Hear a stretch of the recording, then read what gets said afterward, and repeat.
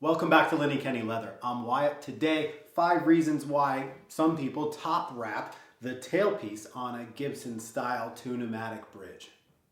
We'll run through all 5 quickly and then again in more detail for those of you who are interested. But if you're just looking for the cheat codes here, top wrapping the tailpiece will make it easier to bend strings because of the slackened angle over the bridge here. When you bend a note, it also sharpens that very easily. So it's sort of free floating the string at the bridge, which is nice, easier to bend strings. Number 2, for the same reason, you'll break fewer strings because again of that easier angle over the bridge, you don't have that same kind of friction point hot spot that you have with a steep angle there. You'll break fewer strings. Number 3 is it's easier on the bridge. Gibson style guitars are famous for these bridges bending down and forwards over time. We'll add some images of that, but top wrapping that basically just loads the bridge in a much flatter, nicer orientation. The compression that's put onto that whole bridge assembly, which is made up of many pieces, is loaded much more flat instead of down and forward at an angle. Number 4 would be tuning stability, ease of tuning, especially if you have your guitar set up so that the string's free floating at the bridge and at the nut. It's going to stay in tune easier, it's going to be easier to tune, and the world will be a happier place as far as tuning. And number 5, of course, is that it will sound different. Will it sound better? Will it sound worse? I'm not you, I don't have your guitar, but it will sound slightly different if you top wrap the tailpiece and let the strings go over the bridge saddles here at a slacker angle. It'll feel different, but it will sound slightly different. So hope you're enjoying the video. Quick shameless plug, Linny, Kenney Leather. We're a small business, husband and wife team up here in the White Mountains of New Hampshire. We get beautiful naturally tanned leather in from Italy and hand make all these guitar straps. So check out linnykenney.com. If you sign up for the email newsletter, you get a nice little discount code, and we do custom straps and all kinds of things. So drop us a line anytime if you're looking for a special guitar strap for yourself or someone else. All right, so now let's dig in and deep dive each one of those points in a little more detail. The first one, making string bending easier. It's something that you'll feel immediately if you top wrap a tailpiece and go through this, as long as your saddles are in good shape and those slots in the saddle are nicely cut and they don't have burrs, and those are nice and smooth. So a newer guitar, a high quality guitar, you will be able to feel when you bend up, the string does bend easier and bend further, and that's because you're borrowing essentially some material from this area as the string is able to float through that slot in the saddle.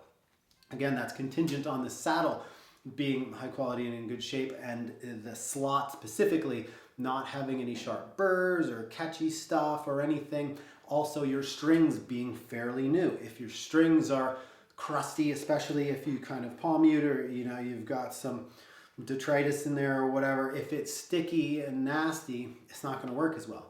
So that's just a basic guitar setup thing, having those slots in the bridge being clean and smooth, having fairly new strings, top wrapping the tailpiece here, you'll be able to achieve that feel, and that's why that's happening. Now, that's not for everybody. Again, I can't tell you what your favorite color is, but you may like it one way or another, but there is a distinct difference. So, there are some people who say, oh, it doesn't matter, it doesn't make a difference. It certainly does. Chances are, if you top wrap your tailpiece and you don't feel or hear a difference, you may have some issues at your bridge that need addressing. You may have crusty old strings. You may have, something else going on. You've got another problem. But if you can't get that effect to happen, look at your bridge and see what you got going on. There's really 4 ways when you think about it that a Les Paul or an SG or an ES or whatever tune-o-matic style guitar like this may be set up, right? And that's what's going on at your bridge and what's going on at your nut. This guitar is sort of free floating through the bridge because it's top wrapped and everything's in good shape, but also at the nut, right? If I do a big bend here,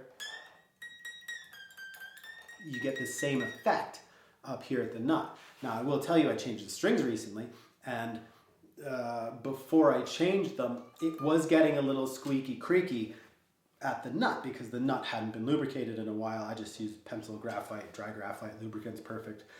You don't need to go buy, you know, Stumac, Dunlop, nut, whatever. It's just pencil. But basically you want the string to be free floating through the nut here so that you have that tuning stability, but also that slinky kind of easy bending feel, so that as you bend up here, you're getting the same effect there. So that's one way you can set up this guitar.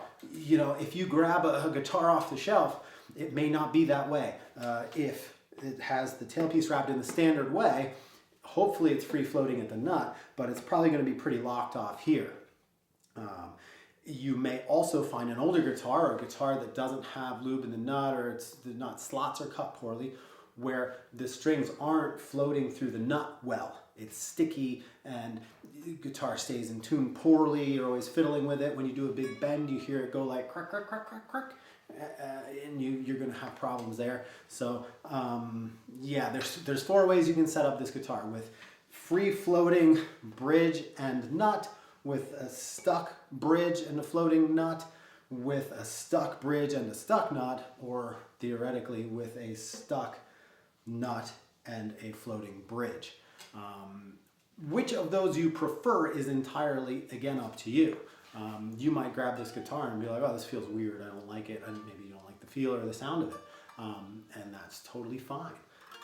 But for a lot of people, it makes a lot of sense for the feel.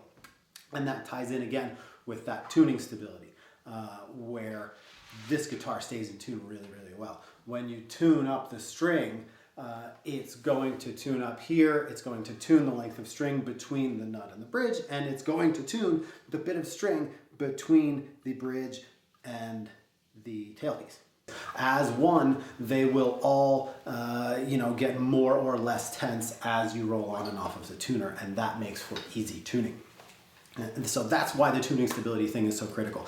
If you have your tailpiece set up in the standard stock way, that should still be fine for tuning stability, as long as your nut is lubricated and your slots are pretty good in the nut. It should stay in tune pretty well. But what you'll see is if you do a big bend with a standard kind of setup down here, you may hear it go crick, crick, crick, crick, or crick, crick, crick, crick. And that's not what you want.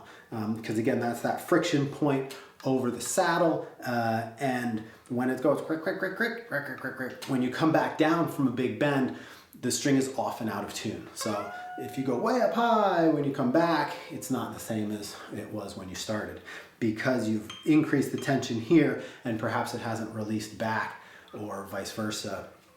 Either way, that friction point over the saddles here causes tuning stability problems. It also causes string breakage.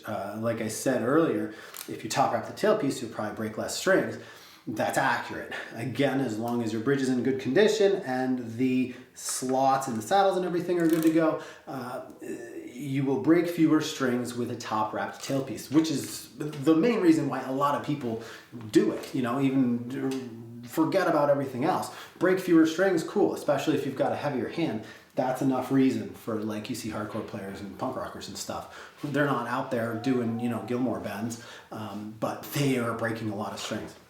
And the reason for that is if you hit the guitar hard, the friction point at the saddles, right? A pretty simple kind of analogy. Imagine you're rappelling off a cliff and you've got to hang your rope over a rock at kind of a steep angle. That's obviously going to make a friction point where the rope goes over the rock and you're going to saw through your rope and fall to your death. If you have to hang a rope over a very easy angle, it's probably less of a problem, less friction. And in the case of friction with guitar strings, because they're just simply metal, the molecules will create heat. When you hit the guitar hard or when you do bends, you'll get heat in these areas, and that will fatigue the metal. It'll change the composition of the metal, and over time it'll become brittle and you'll break a string. So a lot of folks think that, oh, I broke a string because, maybe it's not filed right, or maybe you got a sharp edge. Sure, that's true. But really, It's often because you've got the tailpiece wrapped in the stock standard way. You've got a steep angle going over the saddle here, and if you're doing some bends like this, it's not long before that metal is going to fatigue right here, and your string's going to break. So just something to be aware of. So to deep dive those, hopefully that stuff makes sense. To get into the longevity of the instrument, and also then again into the sound of the instrument, the longevity of the instrument is a pretty straightforward thing, right? These bridges fail on, especially older Gibson style guitars. They fail by bending forward and down and out of the way because, as you can tell, if you have a steep angle behind the bridge and it's going over, you've got a resultant vector that's putting a lot of resultant force in that downward diagonal direction. So this thing is not getting loaded straight down, it's getting loaded diagonally, which is not its happy place. Now this is a Gibson US new guitar. There are big bushings set into the body, and these bridge posts are pretty stout. Nothing to worry about, right? Don't feel like your guitar is going to break if you have it wrapped the right way. But older guitars did not have the big bushings into the body that accept the threads of the bridge studs. The bridge studs just screw directly into the wood of the top maple. That's scary, right?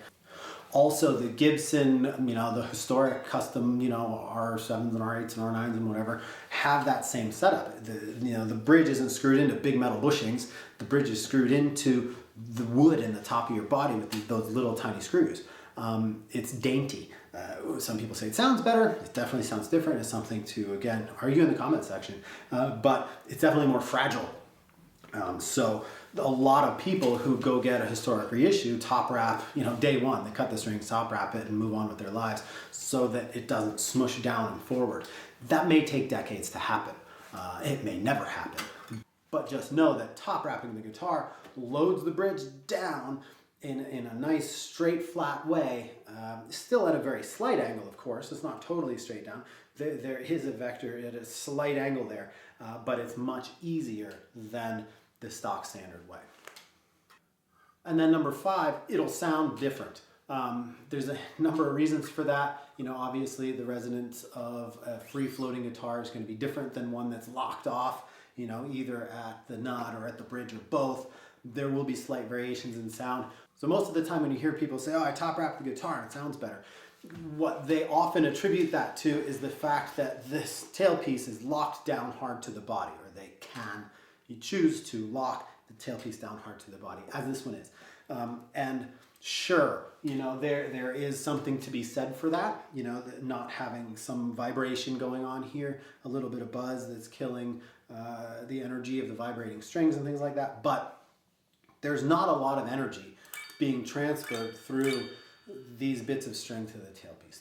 The vibration of this string is not going through this section. The end of that note is at the bridge here. So not a lot of vibrational energy is going through here. Sure, if this thing is vibrating or if you've got a problem, it's better to have it locked. It's one less thing to worry about. But 99% of the actual audible difference is going to be at the bridge, because that's where 99.9% of that vibrational energy is in contact with. Now, why is that? That is because this bridge, in order for the guitar to sound good, you need 30-something little interactions in this bridge to be functioning properly. Low quality bridges are the number one reason why a guitar sounds like a dud, or strings sound dead, or notes choke out early, or something like that. Because if it's not fret buzz, the only other thing that's touching the string is the bridge. It's really simple. So what you've got is the interaction of each string with each slot that's cut into each saddle, and then each saddle has 2 little flat surfaces at the bottom of it where it rides on the bridge. If you have an inconsistency there, or a burr, or an uneven surface, right, they should both be flat. If you have one a little wonky and that saddle sitting there janky, the string's going to buzz out. You may not hear it as a buzz, you may just hear it as a dead string where it doesn't ring out clearly. Also, you've got, you know, the threaded little bolt that goes through, and then the saddle that the head of that bolt lives in, and then the bridge post interactions with the actual bridge material, and then where they go down into the body. There's 30-something little mechanical interactions going on in this bridge that all need to be tight and snug and flat against each other, which is why having good quality bridge and, you know, having everything in spec here makes a huge difference. Why does top wrapping it make it sound different? Because again, now you're loading that flat versus having it loaded at an angle. So it's sort of like, you know, loading, take something like a book and load it directly flat, right? Just compress this thing and everything's gonna be happy and tight and snug. Versus, you know, if you kind of load it at an angle, now you've got this going on. And so the chances of a weird interaction go up. Versus everything being squished nice and straight down. So that's the deal with the guitar sounds different with the bridge top wrapped. It's not that you're getting more vibrations into the body by top wrapping the tailpiece. It's that this bridge is getting loaded straight down, and all of those saddles are sitting directly on their little mating surfaces with the bridge and the bridge on the post and the post in the body, and everything's just getting squished straight down, which is where it wants to be. Sure, decking the tailpiece is a great thing too.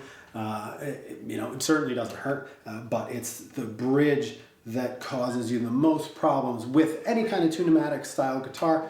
Les Paul, SG, ES series, any of them. If you've got a problem going on and it's not at the frets, it's at the bridge. And top wrapping it directly changes the way that the strings interact with the bridge. All right, so that's this slightly belabored breakdown of why some people choose to top wrap the tailpiece on a tune-o-matic style guitar. Give it a try, don't give it a try. You know, again, I can't tell you what your favorite flavor of ice cream is, but there is a distinct difference and there are pros and cons to doing it. So, you know, there you go. Hopefully you enjoyed the video. If you're into this kind of thing, subscribe, give us a shout, let us know that you like these videos, and we'll make some more of them. The last thing the world really needs is another guitar YouTuber, but there was a gap here in information that hopefully just got filled a little bit if you've watched this. There are other videos about top wrapping, but none of them that actually tell you what's mechanically going on with the guitar. So felt the need to make that. Hopefully you enjoyed it. Again, check out Linny Kenney Leather, linnykenney.com. Really special guitar straps, all natural Italian leather, shipped in from an old tannery in Tuscany that does it with chestnuts, and it's all pretty magic stuff. Smells beautiful, lasts a lifetime. So check out the guitar straps and other things at linnykenney.com. Sign up for the email newsletter and you get a nice little discount code. Hopefully we see you there. Until next time, I've been Wyatt. Have a good one.